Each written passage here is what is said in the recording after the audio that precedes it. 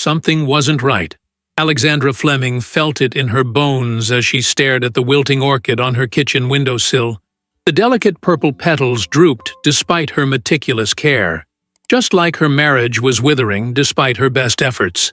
She absently ran her fingers through her chestnut hair, highlighted with honey-colored strands that caught the morning sunlight streaming through the window. The strange feeling that had been haunting her for weeks intensified as she heard the shower running upstairs.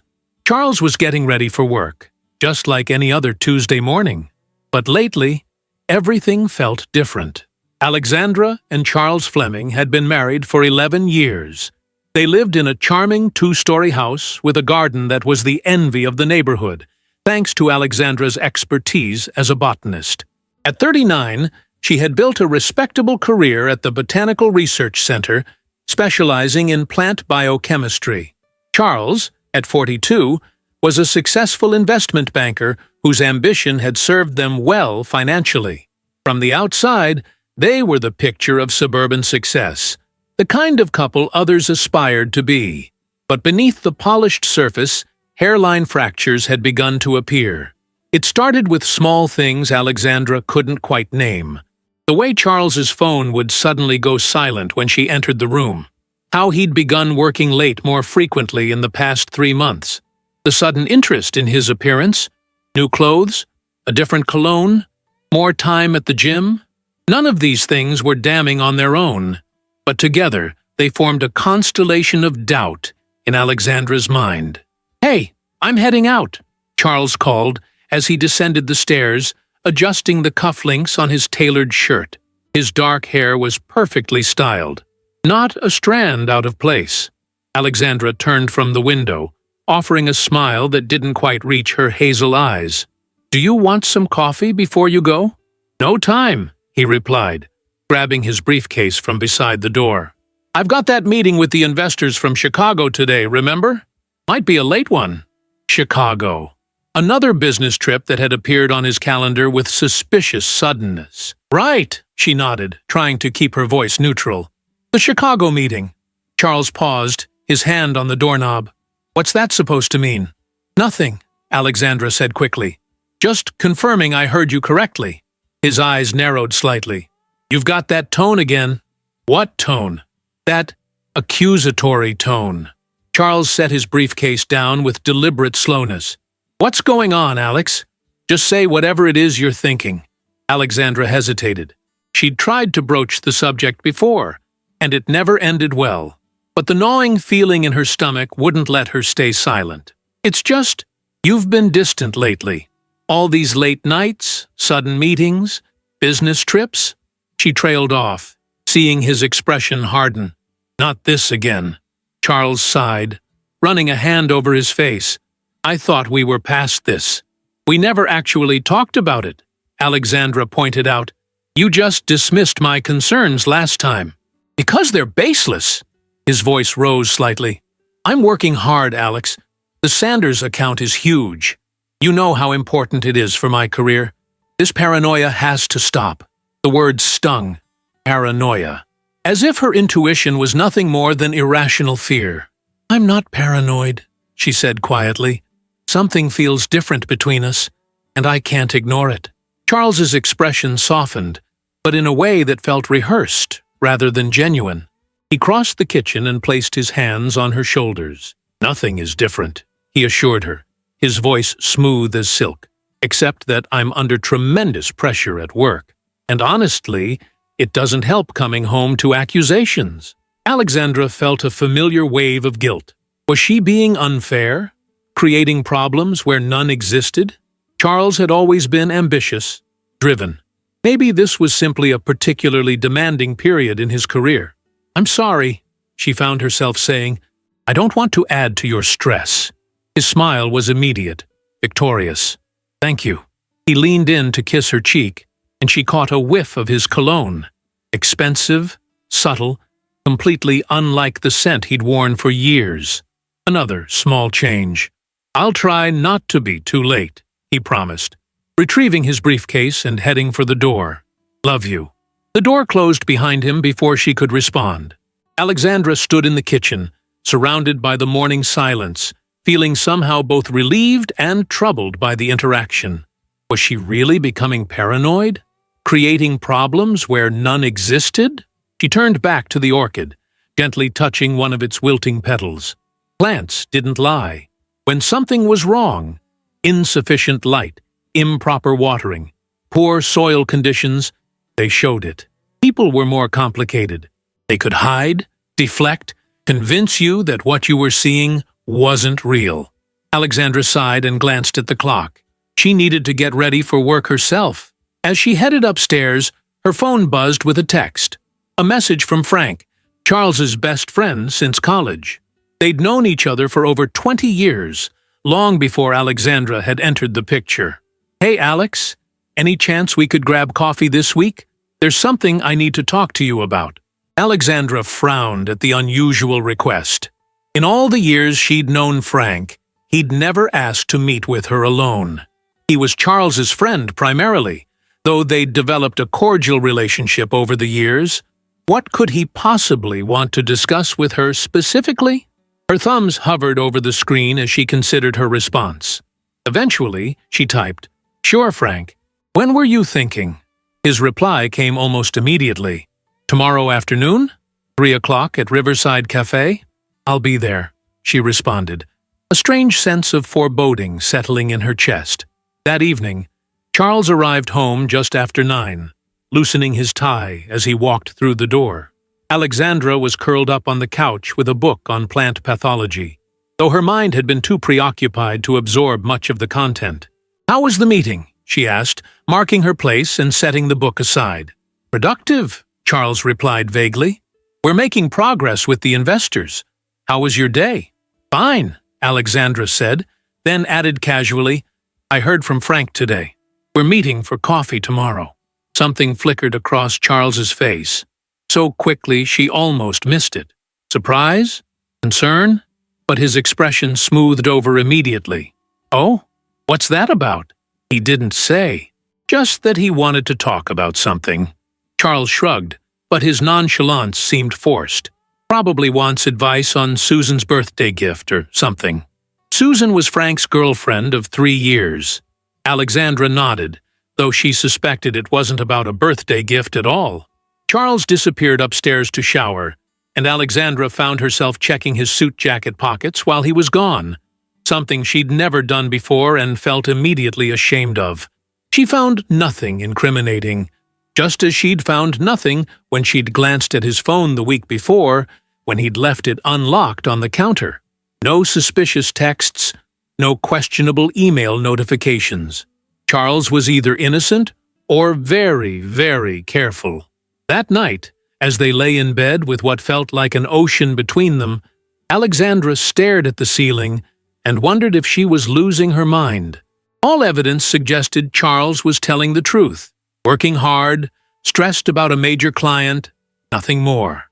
Yet something deep inside her, some primal instinct, continued to sound an alarm she couldn't silence. The next afternoon, Alexandra found herself sitting at a corner table in Riverside Cafe, nursing a cup of chamomile tea and watching the door. Her stomach was tied in knots, though she couldn't articulate exactly why. Frank arrived precisely at 3, ordered a black coffee, and sat across from her with an uncharacteristically serious expression. "Thanks for meeting me, Alex," he said, fidgeting with his coffee cup. "I've been going back and forth about whether to have this conversation." Alexandra felt her heart rate quicken. "What's going on, Frank?" He looked at her directly, his usually cheerful face grave. "It's about Charles." And in that moment, before Frank said another word, Alexandra knew. Her intuition had been right all along. "There's no easy way to say this," Frank continued, his voice low. "But he's not being honest with you, and I can't stand by and watch it happen anymore." Alexandra's hands tightened around her teacup as the world seemed to tilt beneath her. The truth was coming, and despite having suspected it for months, she realized she wasn't ready for it at all. "How long have you known?" Alexandra asked, her voice barely audible over the ambient chatter of the cafe. The question hung between them, heavy with implication. Frank stared into his coffee, unable to meet her eyes. I suspected something was off about 2 months ago, but I only knew for certain last week. Alexandra took a deep breath, steeling herself. Tell me everything. Charles has been seeing someone, Frank said, his words careful and measured. Her name is Tiffany Andrews. She's 28, works at the marketing firm that handles some of your husband's company accounts. That's how they met. The name struck Alexandra like a physical blow. Tiffany Andrews. She now had a name for the shadow that had been hovering at the edges of her marriage. How serious is it? She asked, surprising herself with how calm she sounded, despite the storm raging inside her. Frank shifted uncomfortably. I'm not sure about that part, but it's been going on for at least 3 months. 3 months. Alexandra mentally retraced the timeline. That would explain the subtle shifts in Charles's behavior she'd first noticed in early spring. The late nights that had gradually become more frequent. The business trips that seemed to materialize out of nowhere. Those Chicago trips, she said softly. They're not real, are they? Frank shook his head.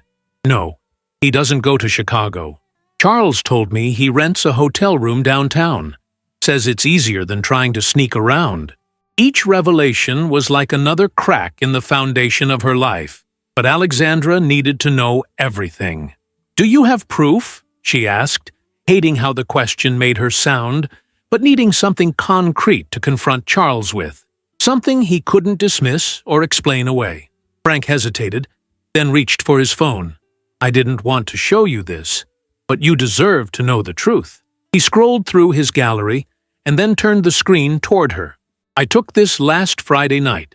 I was meeting a client at the Westbrook Hotel for drinks, and I saw them in the restaurant. Alexandra stared at the photo, her world collapsing around her.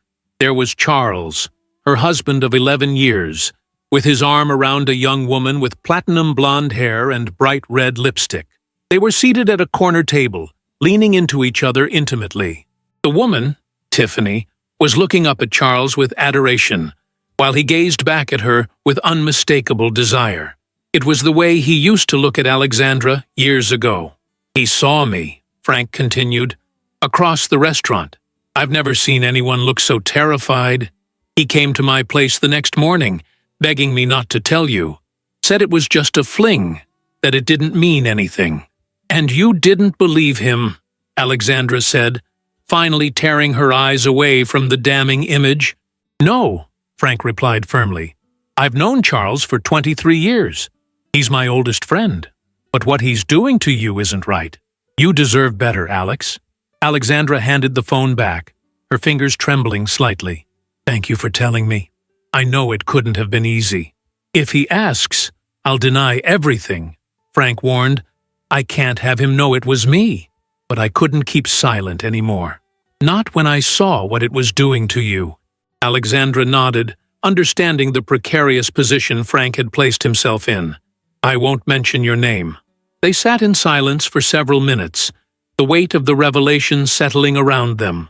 Alexandra felt strangely numb, as if her emotions had short-circuited from the overload. What will you do now? Frank finally asked. Alexandra took a slow sip of her tea, which had grown cold. I don't know yet, but whatever it is, I'll do it on my terms. As they parted ways outside the cafe, Frank gave her an awkward, sympathetic pat on the shoulder. I'm sorry, Alex, for all of it. She managed a tight smile. Don't be. The truth hurts, but living a lie is worse. Alexandra drove home in a fog, barely registering the familiar streets and houses that lined her route. By the time she pulled into her driveway, a strange calm had settled over her. The suspicion and uncertainty that had plagued her for months had been replaced by cold, hard knowledge. There was a strange relief in that, in finally knowing she wasn't crazy, that her intuition had been right all along.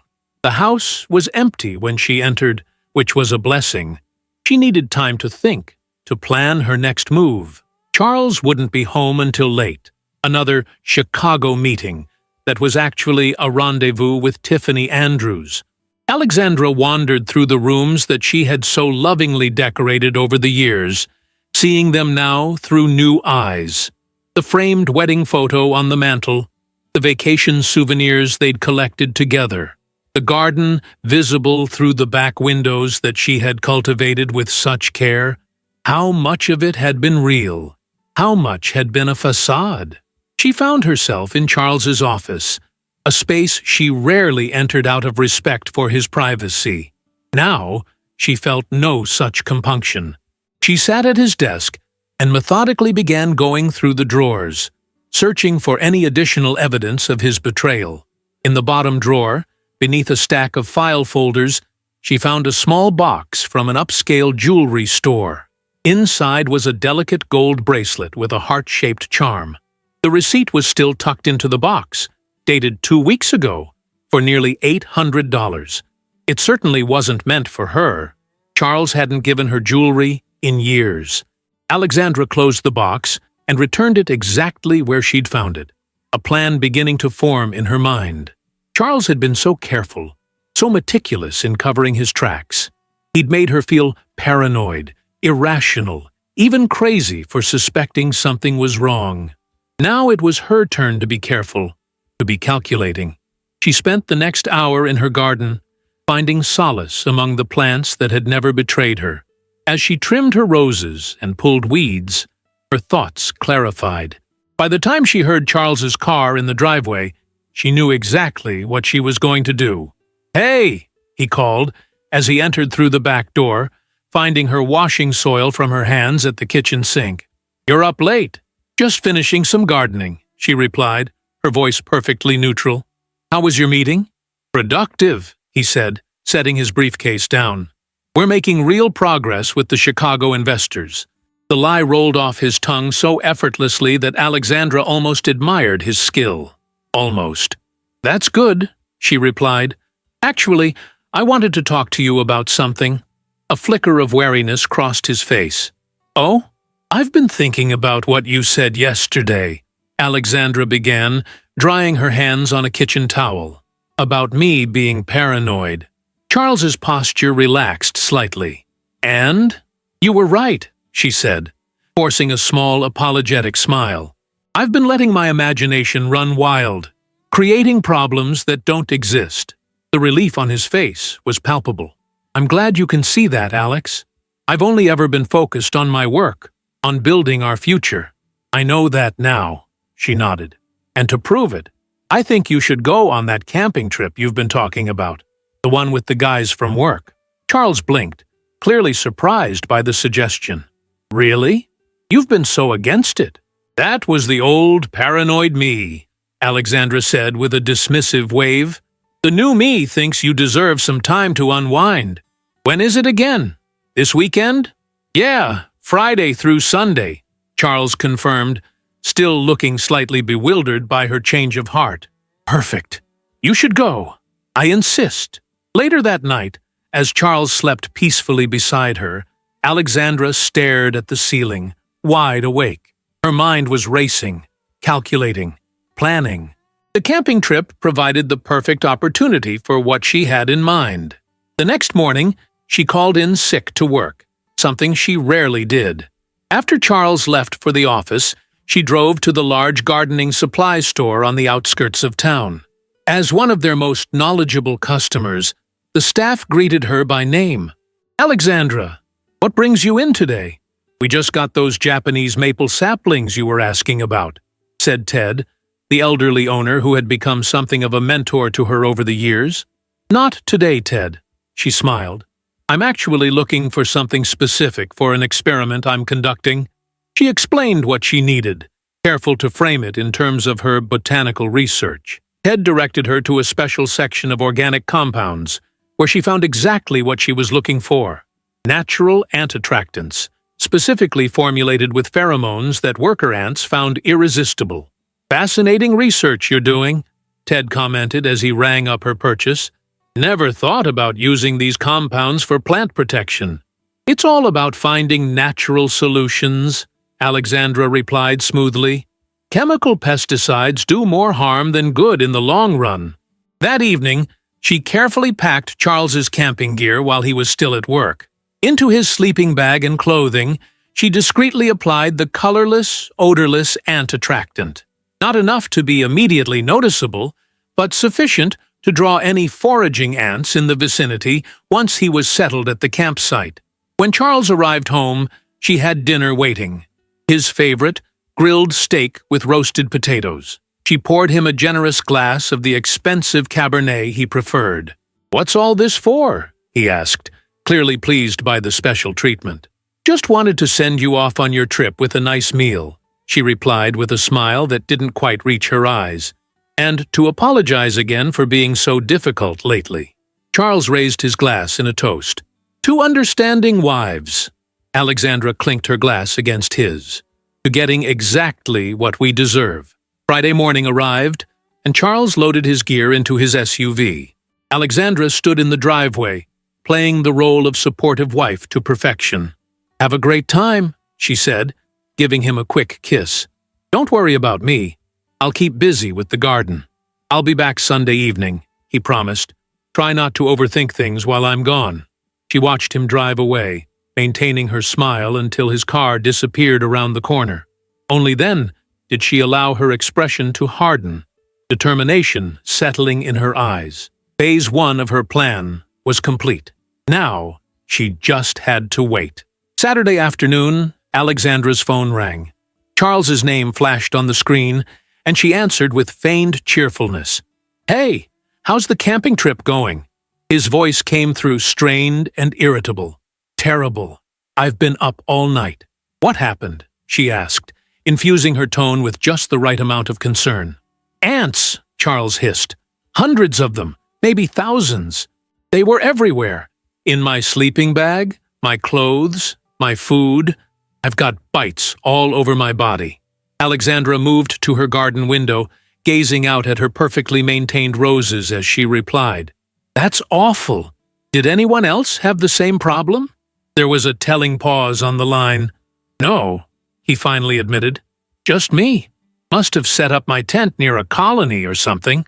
"Are you coming home early?" she asked, already knowing the answer. "No," Charles said quickly. "We're going to move to a different spot. Should be fine." Alexandra nodded to herself. Of course he wouldn't come home, because he wasn't actually camping with co-workers. The camping trip was just cover for a weekend with Tiffany. "Well, be careful," she said. "Maybe check the ground better this time." "Yeah," he replied distractedly. "Listen, I've got to go. We're packing up now." "Okay, love you," Alexandra said, testing him. Another pause. "You too. Bye." The line went dead. Alexandra set her phone down, a small, satisfied smile playing at her lips. Phase 2 of her plan was working perfectly. The ant-attractant had done its job, making Charles miserable without revealing her hand. Now, for Phase 3. Alexandra spent the rest of Saturday preparing. She visited the bank and withdrew a significant sum from their joint savings account. Not everything, but enough to give her a financial cushion. She called a lawyer friend for a recommendation and scheduled a consultation for Monday morning. She began sorting through her personal belongings, mentally cataloging what was truly important to her. By Sunday afternoon, she was ready. The house was spotless, dinner was in the oven, and Alexandra was dressed in one of her most flattering outfits, a deep emerald blouse that brought out the green in her hazel eyes, paired with well-fitted black pants. Her chestnut hair fell in soft waves around her shoulders. If this was to be the final act of her marriage, she would face it, looking her best. Charles's SUV pulled into the driveway just after 6. Through the kitchen window, Alexandra watched him retrieve his camping gear, noting how he moved stiffly, no doubt from the countless ant bites covering his skin. She turned back to the stove, stirring the beef bourguignon that had been simmering for hours. The back door opened, and Charles entered, dropping his bags with a heavy thud. "Welcome home," Alexandra called, without turning around. "Dinner's almost ready." "I need a shower first," he grumbled, already heading for the stairs. "You wouldn't believe the weekend I've had." "Take your time," she replied evenly. "Food will be waiting when you're done." 20 minutes later, Charles descended the stairs in fresh clothes, his hair still damp from the shower. Alexandra had set the dining room table with their good china and lit candles, another detail for her performance. "This looks nice," he commented, taking his usual seat. "What's the occasion?" "No occasion," Alexandra smiled, bringing the pot to the table and serving him generously. "Just happy to have you home." Charles looked at her suspiciously for a moment before turning his attention to the food. They ate in relative silence, Charles occasionally scratching at the red welts visible on his neck and wrists.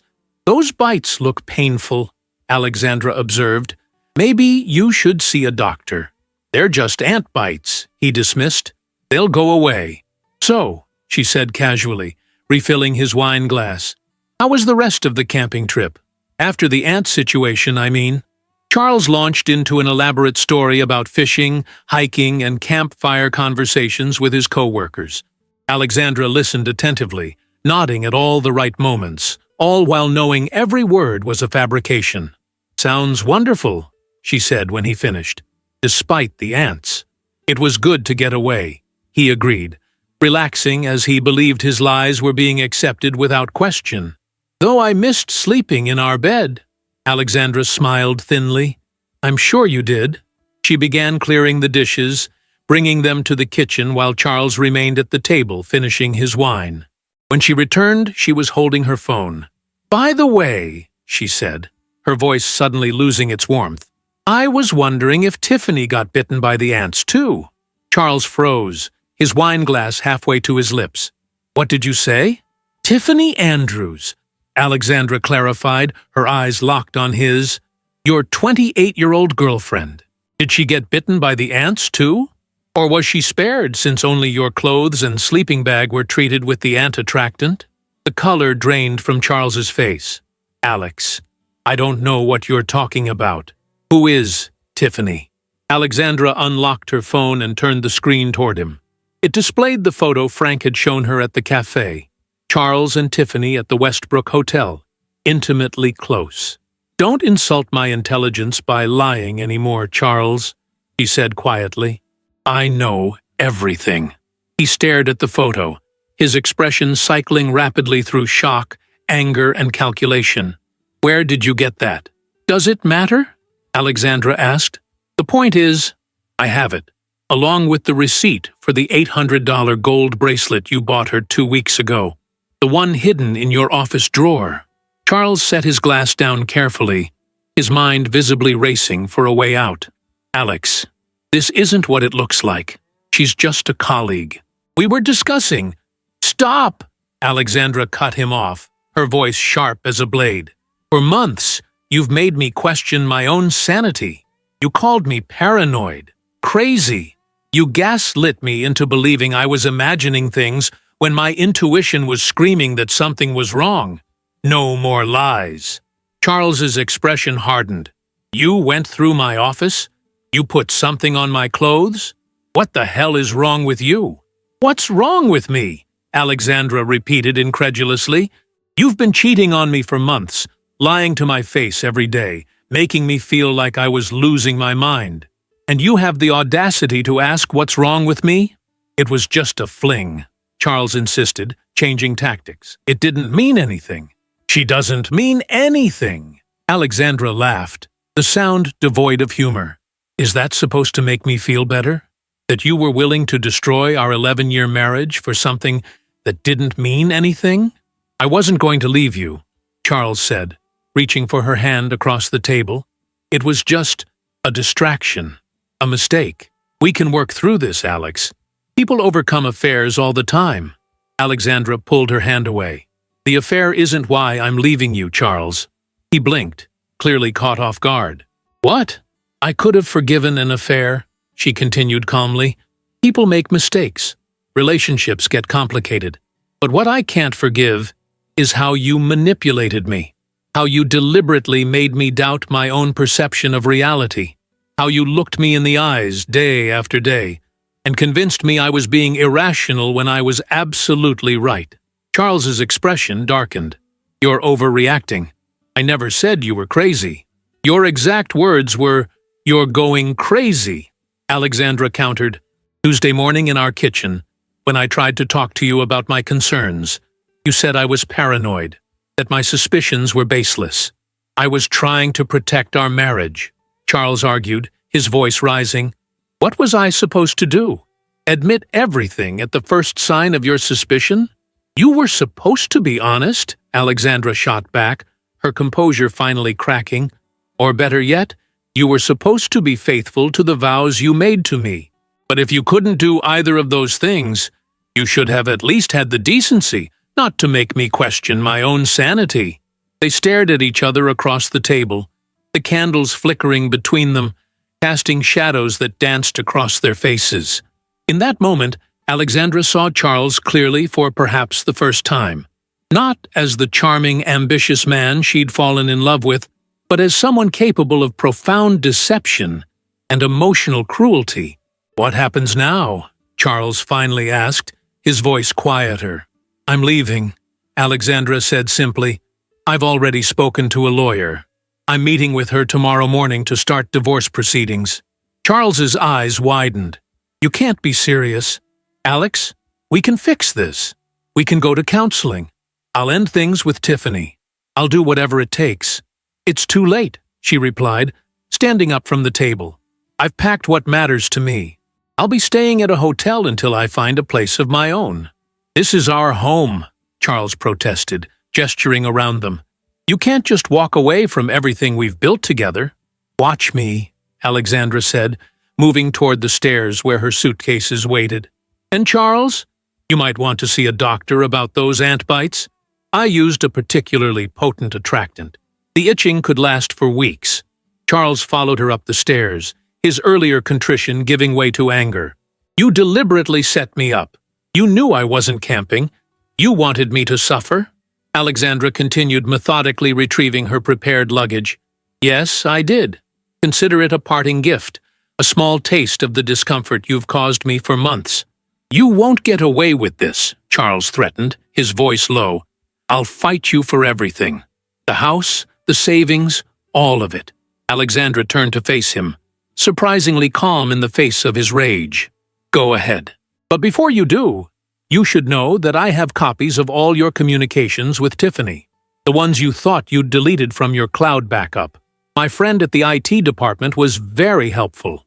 It was a bluff. She had no such evidence, but the flicker of panic in Charles's eyes told her she'd hit the mark. There were communications he didn't want revealed. You're bluffing, he said, but uncertainty had crept into his voice. Am I? Alexandra challenged. You thought I was just a paranoid, irrational woman? You underestimated me, Charles. Don't make that mistake again. She wheeled her suitcases past him, down the stairs, and toward the front door. Charles remained frozen at the top of the staircase, watching her go with a mixture of shock and dawning realization that he had lost control of the situation. At the door, Alexandra paused and looked back at the home she had loved, at the man she had once believed would be her partner for life. My mother always told me that a woman's intuition never fails, she said softly. I should have trusted mine sooner. With that, she walked out, closing the door firmly behind her. As she loaded her suitcases into her car, she felt something she hadn't expected. Not sorrow or anger, but a profound sense of liberation. For the first time in months, perhaps years, she was trusting herself completely. Her mind was clear, her path forward uncertain, but undeniably her own. As she drove away from the house and the shattered remains of her marriage, Alexandra felt a strange sense of gratitude toward the ant-attractant sitting in her glove compartment. Sometimes, it took something small and seemingly insignificant to bring down the most carefully constructed deceptions. And sometimes, the most effective revenge wasn't about causing pain, but about reclaiming your own power and walking away with your dignity intact. 3 weeks later, Alexandra sat in a sunlit corner of her new apartment, surrounded by potted plants that had made the journey with her from the house she'd shared with Charles. The space was smaller but filled with light, a one-bedroom unit in a modern building downtown, close to the Botanical Research Center where she worked. It had been a whirlwind of changes, but each day brought a renewed sense of independence. The divorce proceedings had begun more smoothly than she'd anticipated. Charles, despite his initial threats, had agreed to a relatively equitable division of assets after their first mediation session. Whether it was her bluff about the communications or simply the realization that fighting would only prolong the inevitable, he'd become surprisingly cooperative. They would sell the house and split the proceeds, divide their savings, and go their separate ways with minimal legal entanglement. Alexandra's phone chimed with a text message. It was from her colleague, Diane, checking if they were still on for dinner that evening. Alexandra confirmed, grateful for the friendships that had sustained her through the upheaval. She had been surprised by how many people rallied around her once she shared what had happened. Not the full details, but enough for them to understand she'd been betrayed in a fundamental way.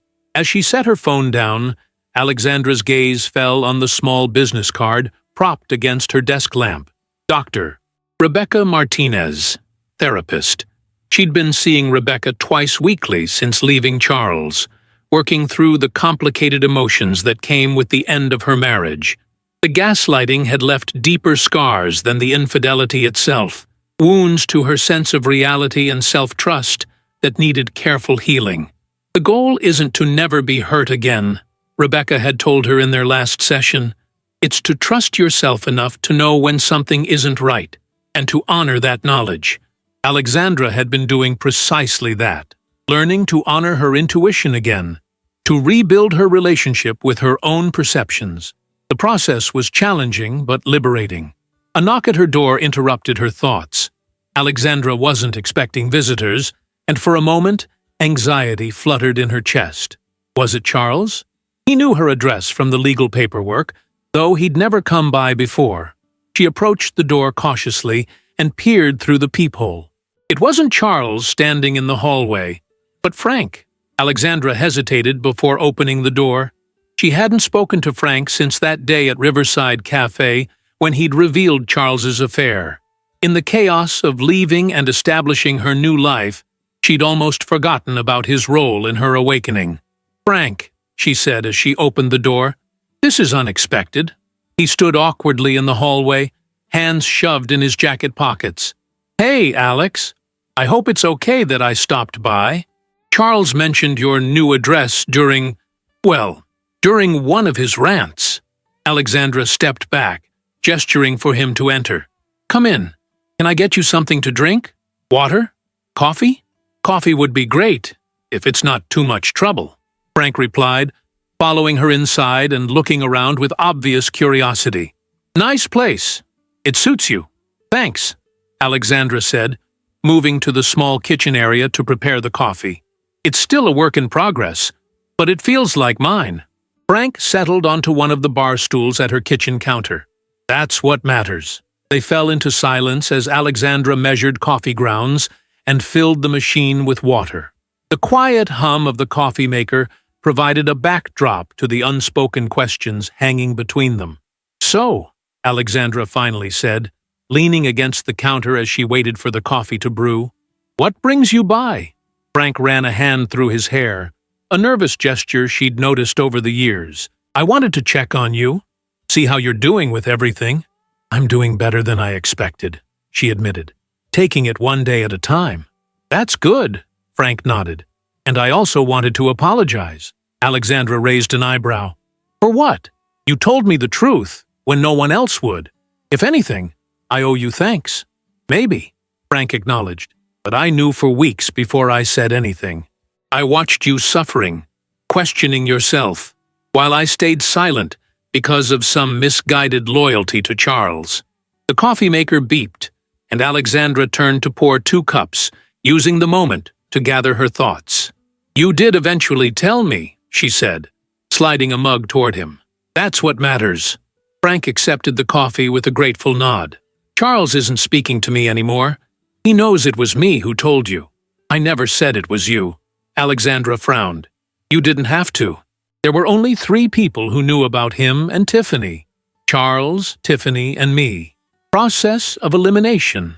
He took a sip of his coffee. "He came to my apartment the night you left. I've never seen him so angry. Alexandra felt a twinge of guilt.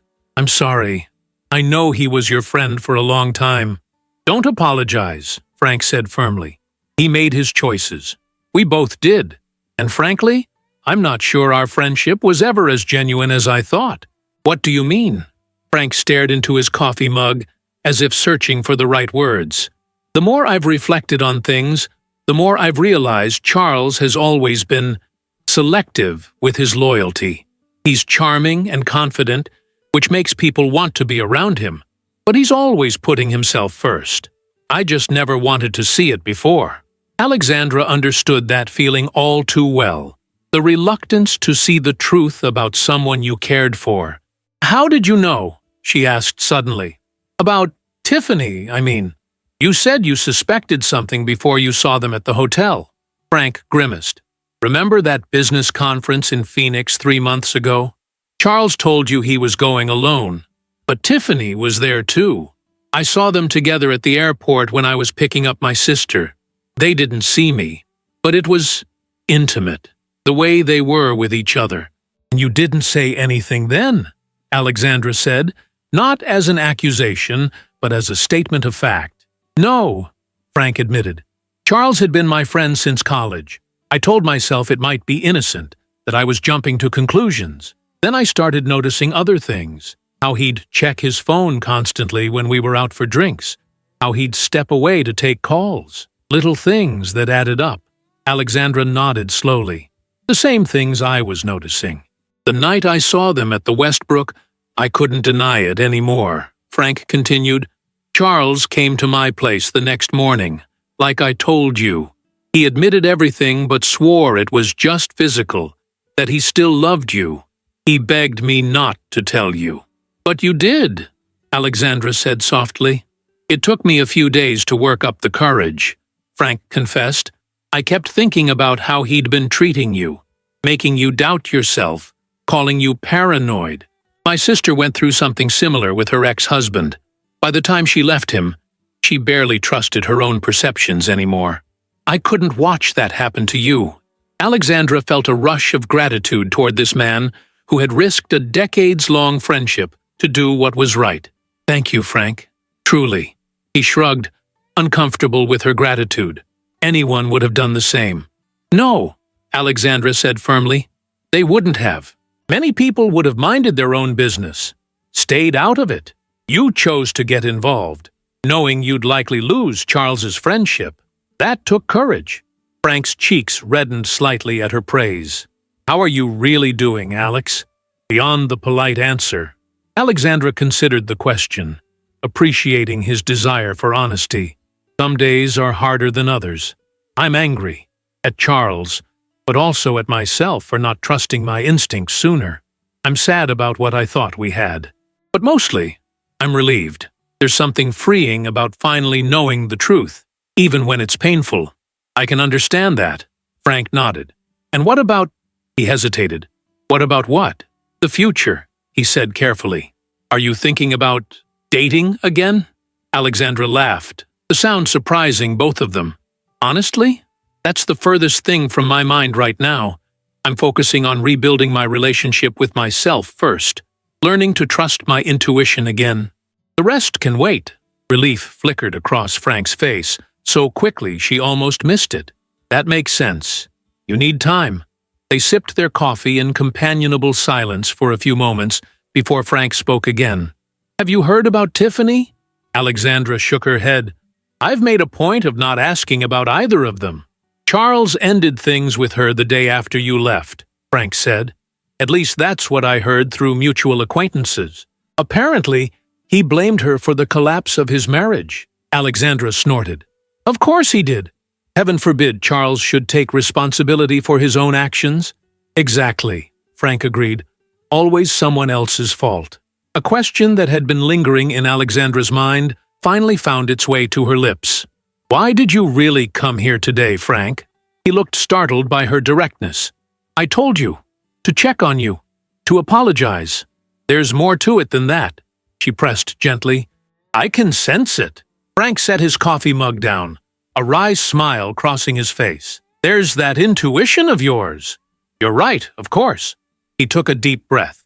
I was worried that you might think I had ulterior motives for telling you about Charles and Tiffany, that I might have wanted something in return. Understanding dawned on Alexandra. You thought I might believe you told me so you could— What? Swoop in after my marriage ended? Frank nodded, looking embarrassed. It sounds ridiculous when you say it out loud, but Charles suggested as much when he came to my apartment that night, said I'd always had feelings for you, that I was trying to sabotage his marriage to get to you. Alexandra felt a surge of indignation at Charles's manipulation. Even now, he was trying to twist the narrative, to undermine the one person who had been honest with her. That's not why you told me, she stated with certainty. No, Frank confirmed. It wasn't. I told you because it was the right thing to do, because you deserved to know the truth. I believe you, Alexandra said simply. Frank's shoulders relaxed visibly at her words. Thank you. That means a lot. Is that why you asked about me dating again? She inquired, raising an eyebrow. Frank's cheeks colored again. Partly. I wanted to make it clear that I'm not here with any expectations. The last thing you need right now is another complication in your life. Alexandra appreciated his honesty and consideration. You're a good friend, Frank. One I'd like to keep, if that's okay with you. I'd like that too, he said with a genuine smile. And for what it's worth, I think you're handling all of this with remarkable grace. Most people would have crumbled under the pressure. I came close, Alexandra admitted. There were moments when I truly believed I was losing my mind, when I thought maybe I was the problem. That's what makes what Charles did so insidious, Frank said quietly. It wasn't just the cheating. It was the way he made you question your own reality. Alexandra nodded, a lump forming in her throat. The worst part was that I started to believe him. I began to think that maybe I was being paranoid, that my suspicions were irrational.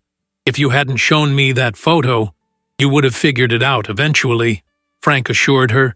Your intuition was too strong to be suppressed forever. Maybe, Alexandra conceded, but your intervention gave me back months, maybe years of my life. Time I might have spent trapped in doubt and confusion.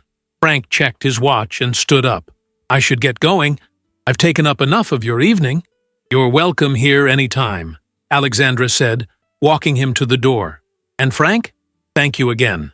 Not just for telling me the truth, but for checking on me now.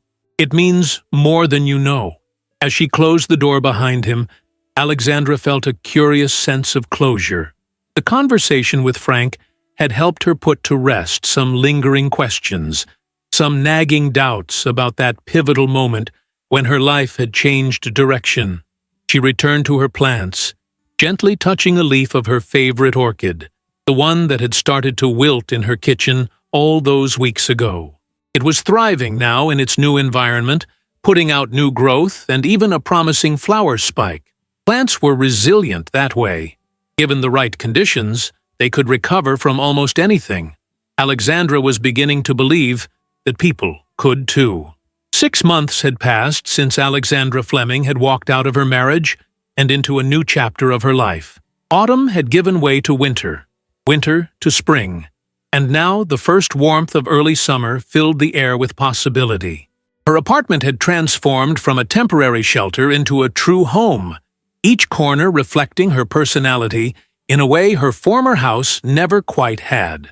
Plants thrived on every windowsill, herbs crowded her kitchen counter, and the small balcony had become a miniature oasis of greenery in the heart of the city.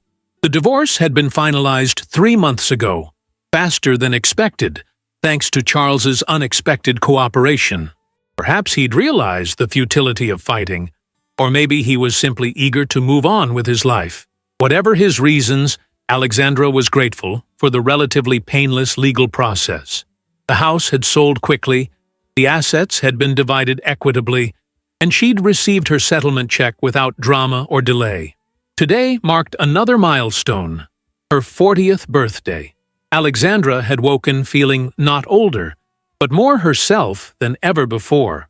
She'd taken the day off work to celebrate in her own quiet way, starting with coffee on her balcony as she watched the sunrise paint the sky in delicate pinks and golds. Her phone chimed with a birthday text from her mother, followed by messages from friends and colleagues as the morning progressed. She smiled at each notification, touched by the outpouring of warmth. These connections had sustained her through the darkest days of her transformation. Around noon, Alexandra was repotting a particularly vibrant peace lily when her doorbell rang. She wiped her soil-covered hands on her gardening apron and went to answer it. A delivery person stood in the hallway with a stunning arrangement of flowers. Not the typical roses or lilies of standard bouquets, but a carefully curated selection of native wildflowers and unusual botanicals that only a true plant lover would appreciate. "Alexandra Fleming?"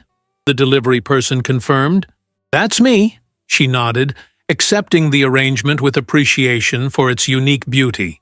Back inside, she set the flowers on her dining table and searched for the card nestled among the blooms.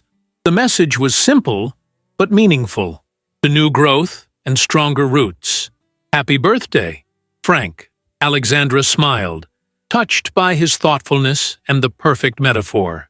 Their friendship had deepened over the past months, evolving into something valuable and authentic. They met for coffee every couple of weeks, occasionally joined by mutual friends for dinner or a movie.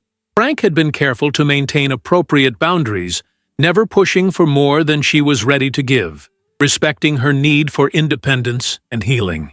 Later that afternoon, Alexandra arrived at the Botanical Garden Research Center, where she had recently accepted a promotion to lead researcher in the Sustainable Agriculture Department. The position had come as a surprise. She hadn't even applied for it, but the director had sought her out specifically, impressed by her innovative work with natural pest deterrence and soil enrichment techniques. The anti-attractant project alone deserved recognition, he'd told her during their meeting.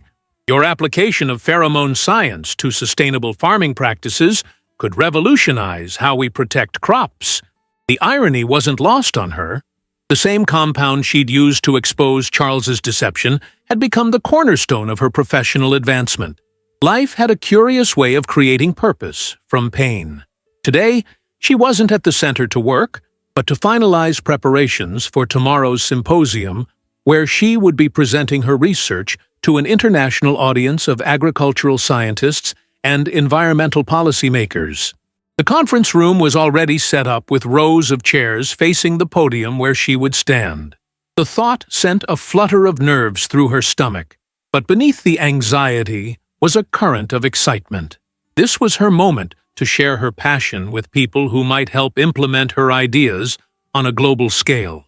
"There you are," Diane's voice called from the doorway. Her colleague and friend crossed the room with a gift bag dangling from her fingers. "Happy birthday!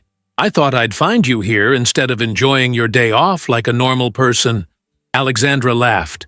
"I'm just doing a final check on everything. You know me, I can't leave anything to chance.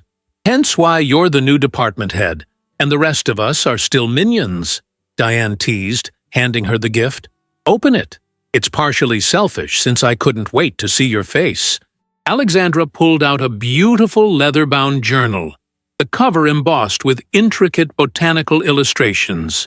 When she opened it, she found the first page already contained an inscription, "For Dr. Alexandra Fleming, whose intuition and intelligence continue to change our world for the better. May this journal record the next chapter of your brilliant journey." It was signed by everyone in her department. "This is—" Alexandra trailed off, genuinely moved. "Thank you, Diane. And everyone. This means so much to me." "We're the ones who should be thanking you," Diane replied. "Your work is putting our center on the map. And besides," she added with a knowing smile, "we've all noticed how you've blossomed since your divorce.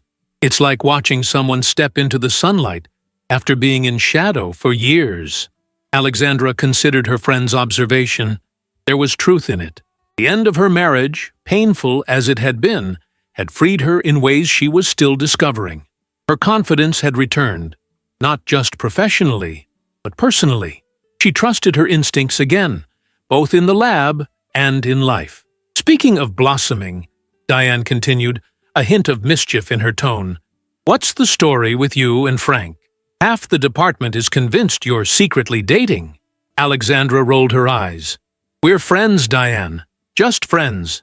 If you say so, Diane replied skeptically. But he looks at you like you hung the moon. And don't think I haven't noticed how you light up when he comes around. It's complicated, Alexandra admitted. He was Charles's best friend for over 20 years. There's history there that can't be ignored. History. Schmistery. Diane waved dismissively. The man chose to do the right thing when it counted. That says more about his character than any past friendship. Alexandra couldn't argue with that assessment. Frank's decision to tell her the truth had revealed his true nature, his moral compass, and courage. In the months since, she'd come to value his friendship deeply. His dry humor, his thoughtfulness, his genuine interest in her work and well-being. And yes, perhaps there were moments when she'd wondered if there might be potential for something more. But she wasn't ready. Not yet. One step at a time, she told Diane firmly. I'm still figuring out who I am without Charles. The last thing I need is to jump into another relationship before I've fully found myself again. Fair enough, Diane conceded, but promise me you'll at least keep an open mind? Good men like Frank don't come along every day. I promise, Alexandra said, if only to change the subject. Now, help me double-check these presentation slides before I drive myself crazy, second-guessing everything. They spent the next hour reviewing her materials for the symposium, Diane offering valuable feedback and encouragement. By the time they finished, Alexandra felt confident and prepared for tomorrow's presentation. Dinner at Morgan's at 7, Diane reminded her, as they parted ways in the parking lot. Don't be late for your own birthday celebration. I wouldn't dare, Alexandra promised. Instead of heading directly home, she drove to the city park where she often went to think. The late afternoon sun cast long shadows across the grass as she followed the winding path to her favorite bench overlooking the duck pond. She sat down, breathing in the scent of freshly mown grass and blooming honeysuckle. 40 years old, a new decade, a new beginning.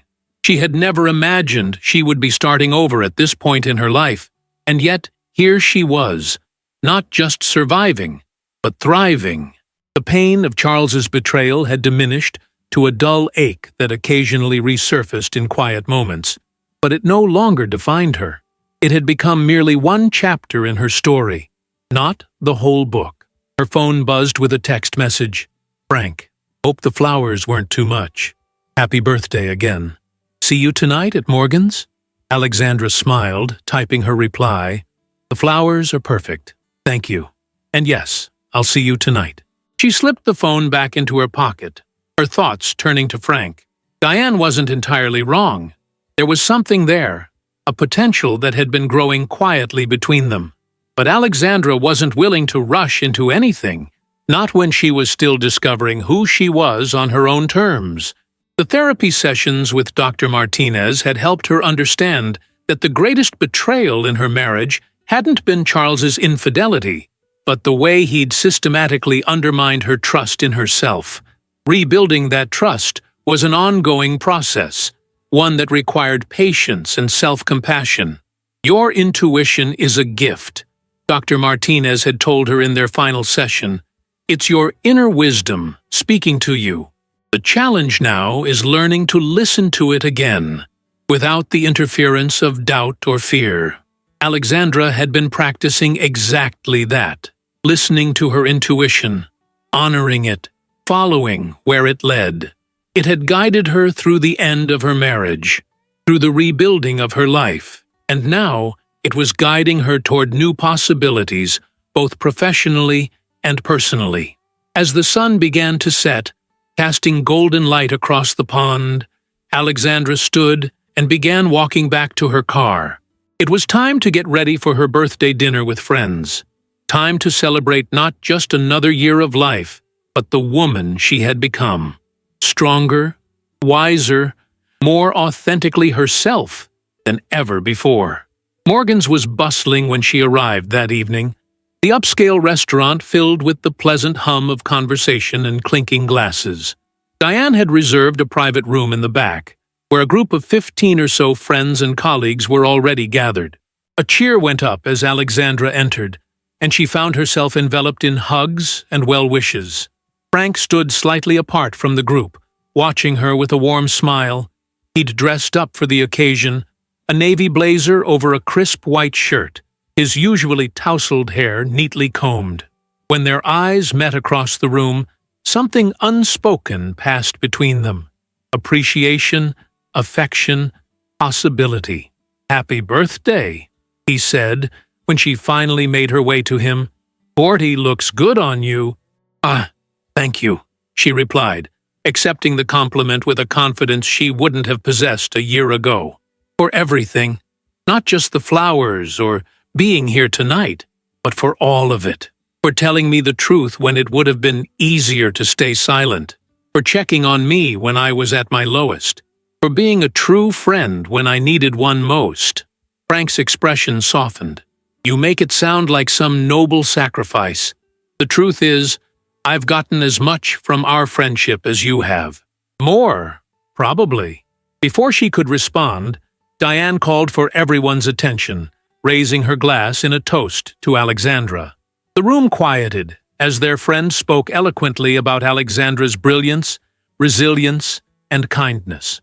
Others joined in, adding their own tributes and memories, until Alexandra felt nearly overwhelmed by the outpouring of affection.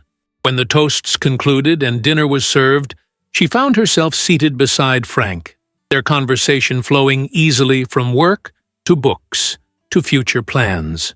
There was no awkwardness, no pressure, just the comfortable rapport they'd developed over months of healing and growth. "I've been meaning to ask you something," Frank said as they shared a dessert, a decadent chocolate cake that the restaurant was famous for. "Would you be interested in collaborating on the community garden project I mentioned? The one for the children's hospital?" Alexandra's interest was immediately piqued. Frank had spoken before about his volunteer work designing therapeutic green spaces, but this was the first time he'd suggested they work together. "I'd love to," she replied without hesitation. "What did you have in mind?" As he outlined his vision for a garden that would help children heal through interaction with nature, Alexandra felt a familiar spark of excitement.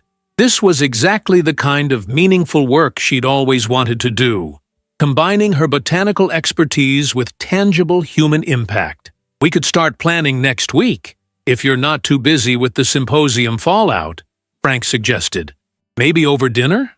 There was a slight hesitation in his voice, a careful testing of boundaries that Alexandra found both respectful and endearing. Dinner would be perfect, she agreed, making a decision that felt right in every way. Not a rush toward something new, but a natural progression of what was already growing between them. Later, as the party wound down and guests began to depart, Frank walked her to her car in the restaurant's parking lot. The night was warm, stars visible despite the city lights, a gentle breeze carrying the scent of nearby flowering trees. "Thank you for coming tonight," Alexandra said, as they reached her vehicle. "It meant a lot to have you here." "I wouldn't have missed it," Frank replied. He hesitated, then added, "You know, when I first told you about Charles and Tiffany, I never imagined we'd end up here. Friends, I mean. Life rarely goes according to plan," Alexandra observed with a small smile. "Sometimes that's for the best." Frank nodded, his expression thoughtful. "I've been thinking a lot about intuition lately, about how you knew something was wrong in your marriage long before you had any evidence, how you sensed the truth beneath all the deception." "It took me too long to trust what I was feeling," Alexandra admitted. "That's the lesson I'm trying not to forget, to listen to that inner voice, even when everyone else is telling me I'm wrong." "What is that voice telling you now?" Frank asked softly. Alexandra looked at him, really looked at him, taking in the gentle intelligence in his eyes, the quiet strength in his bearing, the genuine care he'd consistently shown her. Her intuition spoke clearly. without the interference of doubt or fear that had clouded it for so long. "It's telling me that some endings are really beginnings in disguise," she said. "That trust, once broken, can be rebuilt stronger than before. That the right people come into our lives exactly when we need them, sometimes in the most unexpected ways." Frank's smile reached his eyes, crinkling the corners. "That's quite a profound inner voice you've got there." Alexandra laughed. "It's been through a lot. We both have." "To new beginnings, then," Frank said, not pushing for more, respecting the pace she needed to set. "To new beginnings," she agreed. As she drove home, beneath the canopy of stars, Alexandra felt a profound sense of peace settle over her. The path forward wasn't entirely clear, and that was okay. She had learned to trust the journey, to believe in her own wisdom, to recognize truth when she encountered it. Her 41st year was just beginning, full of promise and possibility. She had her work, her friends, her newfound confidence, and perhaps, when the time was right, something beautiful with Frank. But most importantly, she had herself, whole and healing, intuitive and strong, no longer doubting the wisdom of her own heart. Alexandra smiled as she navigated the familiar streets toward home. A woman's intuition never fails, her mother had always said. And now, after everything, Alexandra knew just how right she had been. If you enjoyed the story, leave a like and subscribe to the channel. And drop a comment below. What city are you watching from? And if your heart tells you to, feel free to leave me a tip on Buy Me a Coffee. Just check the first pinned comment. Thanks for keeping me company and for the coffee, and I'll see you in the next story.